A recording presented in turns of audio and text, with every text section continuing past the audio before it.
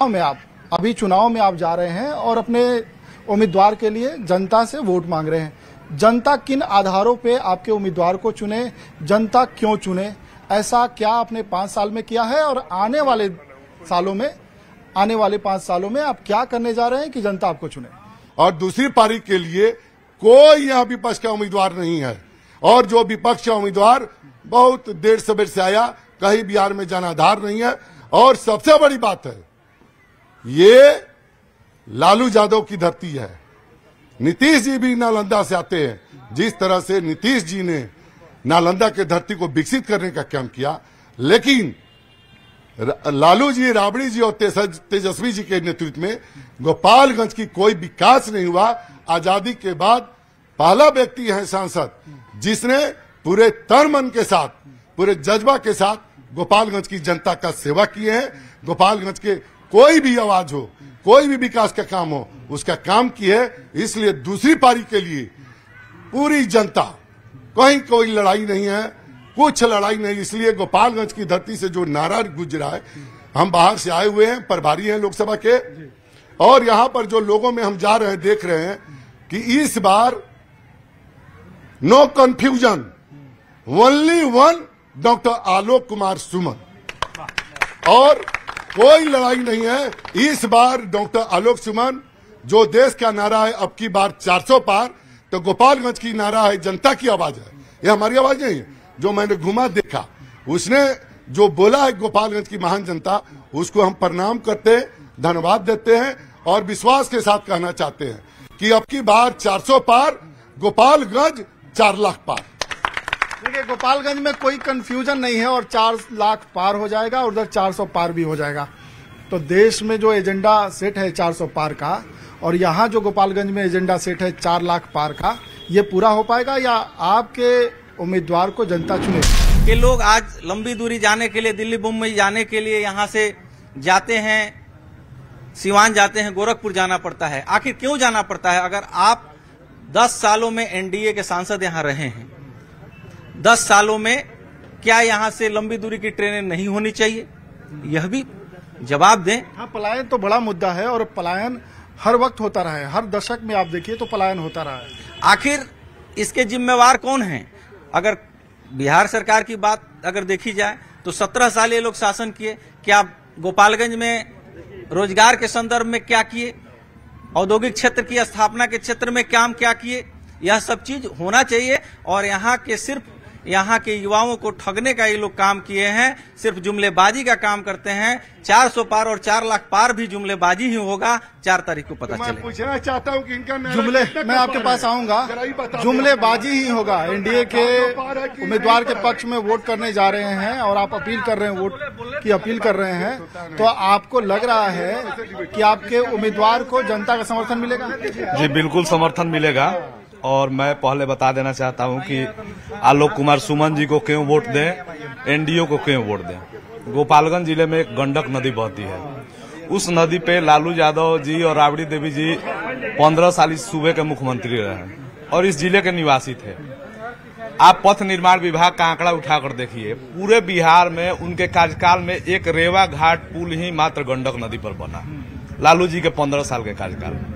नीतीश जी और भाजपा की जब सरकार बनी तो केवल गोपालगंज जिले में सारण और चंपारण को जोड़ने के लिए पहली बार जादवपुर मंगलपुर महासेतु का निर्माण नीतीश कुमार और एनडीए की सरकार ने किया।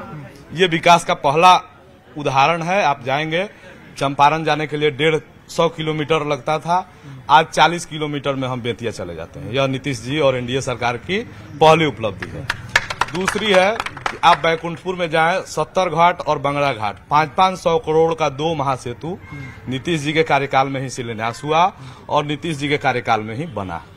तीसरी विकास की जो गाथा है, आप यहाँ एनएच देख रहे हैं। एनएच जब एनडीए की सरकार थी तो अटल बिहारी वाजपेयी जी ने 2001 में स्वर्णिम चतुर्भुज सड़क परियोजना के तहत एनएच का स्वीकृति दिलवाया था।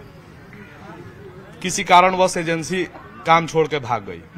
10 साल यूपीए की सरकार रही, एक टेंडर नहीं करा सके ये लोग कि विकास के मुद्दे पर आलोक कुमार सुमन को और एनडीए को वोट मिलेगा और 400 पार रहेगा।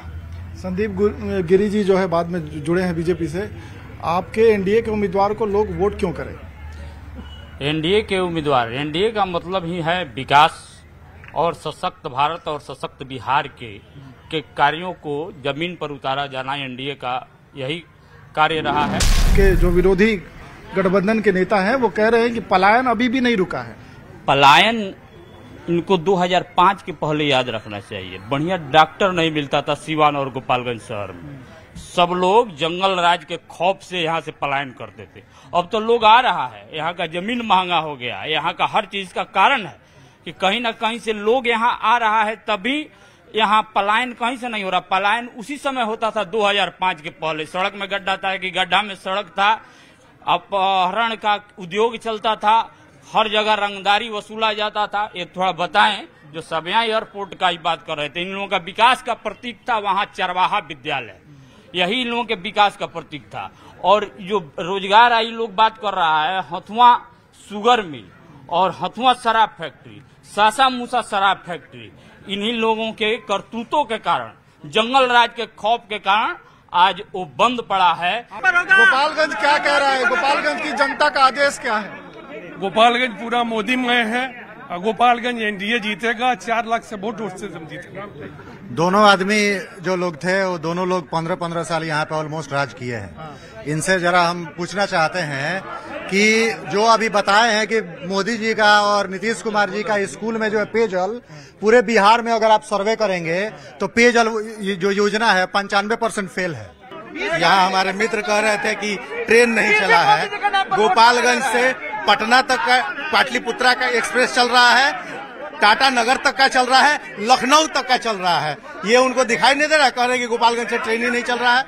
क्या हुआ? 2 करोड़ नौकरी हर साल देने का वादा, क्या हुआ? महंगाई कम करने का वादा, क्या हुआ? विकास का वादा, क्या हुआ? गरीबों को छत देने का वादा, सब इन लोगों का जुमला साबित हुआ, झूठा साबित हुआ। पूरा मैं नीलेश्वर सिंह, पूरा एनडीए गठबंधन जो है और भारतीय जनता पार्टी 400 पार, 450 पार। देखिए, मैं युवा हूं और युवा की बात करूंगा। 2014 के पहले 640 के लगभग मेडिकल कॉलेज हुआ करते थे। आज 10 साल के अंदर 1300 लगभग मेडिकल कॉलेज नरेंद्र मोदी की सरकार ने दिया है। 8 एम्स सर, 8 एम्स पहले 16 एम्स थे, 8 एम्स आज 23 हो गए हैं। उड़ी पतंग आसमान में, धागा है मोदी जी के हाथ में। अभी तक गृह जिला है लालू जी का, वो क्यों नहीं यहाँ से लड़े? क्यों डरा रहे हैं लालू जी? ये था कि मोदी जी पिछले 3 चुनाव में बनारस सीट से ही चुनाव लड़े और कांग्रेस के जो युवराज थे वो पिछले 3 चुनाव में 3 सीट चेंज कर दिए। तो अगला उनका सीट कौन होने वाला ये भी तो बता दें। सर थोड़ा आएंगे आपके पास दोबारा। चमन को सींचने में पत्तियां कुछ झड़ गई होगी, यही इल्जाम मुझ पे लग रहा है बेवफाई का। उस मोदी जी जिन्होंने 2 करोड़ रोजगार का वादा किया था, वो 2 करोड़ रोजगार कहाँ गया? डॉक्टर आलोक कुमार सुमन जी सबसे ज्यादा विकास किए हैं, धरातल पे किए हैं, सबको दिख रहा है। लेकिन लोग बोल रहा है ना, माननीय नीतीश जी का देन है, कोई नहीं बोलता है। मोटरसाइकिल कोई नया नहीं खरीदता था, वो दिन लोग भूल गए कि नया मोटरसाइकिल नहीं खरीदता था। जंगल राज को याद कीजिए। 94 हम लोग को जब मोदी जी के नाम पे वोट मांगा जा रहा है तो हम लोग को ये बताए भाजपा वाले कि 200 स्मार्ट सिटी 2022 तक बनाने का वादा था, कहाँ है?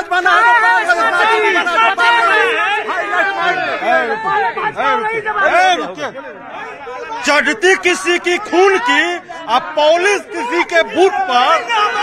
5 से पहले का जो सरकार किसी के खून से पॉलिश करने का काम करती थी, कलम पकड़ के सरस्वती का काम करने आप आए हैं। राजनीति के चौथे स्तंभ हैं, उसको खत्म करके चरवाहा विद्यालय, लाठी पिलावन, घुमावन और जमीन हड़पावन। और आज के डेट में लीडरशिप एडॉप्ट नहीं, आप दुल्हा बनिए, आप मीट बनाइए। मुद्दा विहीन राजनीति बताने के लिए कोई साबित नहीं कर रहा। लेकिन जो लोग कह रहे हैं कि हम भूखे पेट हैं, तो ये 56 साल से भूखे रहे हैं, तो फिर इन लोग को पेट भरने के लिए गरीब लोग को हटा दिया जाए, जंगल राज दिला दिया जाए, अब विनाशकारी लीला यहाँ पर लाया जाए। इसलिए हम इसको कभी जनता बर्दाश्त नहीं करेगी।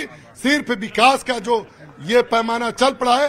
न्याय के साथ विकास, सबका साथ, सबका विश्वास, सबका साथ जिसका मूल मंत्र है, वही मूल मंत्र हमारा। और डॉक्टर साहब उसी के तहत जज्बा के साथ बिहार के तरक्की के लिए, देश के तरक्की के लिए, उसी गोपालगंज के तरक्की के लिए काम करेंगे। इसलिए फिर से डॉक्टर आलोक कुमार सुमन और तर्क भी बता दिए। पहले जो हमारे माननीय सांसद महोदय हैं, उनका जहां गांव है जादवपुर दुखरन, वहां बांध का स्थिति जाके दिखा दीजिएगा, विकास पता चल जाएगा। और जहां तक रहा लालू जी का बात, तो जब रेल मंत्री थे, गरीब रथ लालू जी का चलवाया हुआ है गरीब के लिए। उस समय प्लेटफार्म टिकट और रेलवे का न्यूनतम जो किराया था वो 2 रुपया हुआ करता था। आज यह लोग गरीब का दोहन कर रहे हैं। मैं तो बार बार ये कहता हूँ कि तू इधर उधर की बात न कर, कि बता के कारोबार क्यों लूटा। हमें रह जनों से गिला नहीं, तेरी रहबरी पे सवाल है।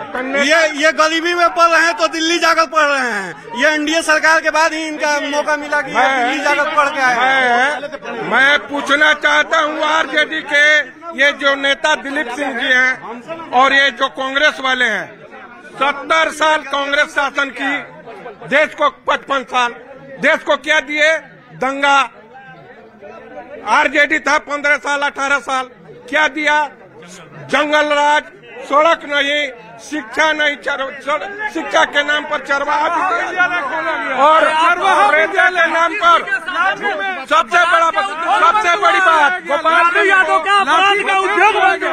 अपराध अपने चरम सीमा पर था इंडी में, और इंडी गठबंधन चाहता है कि फिर हम लूट का, हत्या का यहाँ पर व्यवसाय करें। इसीलिए कांग्रेस और इंडी बचाएंगे। लोग यहाँ पर मुस्लिमों को वोट कर अपनी बपौती समझते हैं। ये बात दिमाग से निकाल दें कि मुस्लिम का वोट किसी का बपौती नहीं है। भाजपा की पूरे भारत में लहर चल रही है। इस बार मोदी सरकार 4 लाख पार और डॉक्टर आलोक कुमार सुमन 4 लाख पार हो जाएगा। और डॉक्टर आलोक कुमार सुमन गोपालगंज से बड़िया का रोड बनवाया, गोपालगंज से पटना के लिए। सर एनडीए के नेतागण से पूछिए कि सासा मुसा शुगर फैक्ट्री किसके शासनकाल में बंद हुआ? अतीत की बात छोड़ दीजिए, वर्तमान की बात कीजिए। सासा मुसा शुगर फैक्ट्री किसके शासनकाल में बंद हुआ? पूछिए। अरे मोदी की तरह विकास के मुद्दे पर कोई बात नहीं करता। यहाँ विकास के मुद्दे पर कोई बात करता है? सब लोग कह रहा है कि हम लोग 100 के वोट दे दिए, तो 100 के वोट दिए तो बिहार में नंबर 1 आए।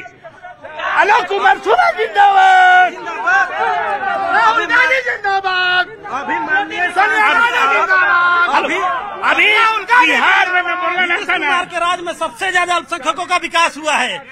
लालू यादव के राज्य में माननीय कमेंट आपका। मैंने कहा था ना कि मुद्दे की बात नहीं होगी, सिर्फ मुसलमान की बात हो जाएगी, गाय की बात हो जाएगी, श्री राम की बात हो जाएगी, इसके अलावा मुद्दे की बात नहीं है। तो गोपालगंज की जनता के बीच जो है बहुत सारे मुद्दे हैं और इन मुद्दों पर वो जो है अपने मन मिजाज को टटोल रही है, इन मुद्दों पर बातचीत कर रही है।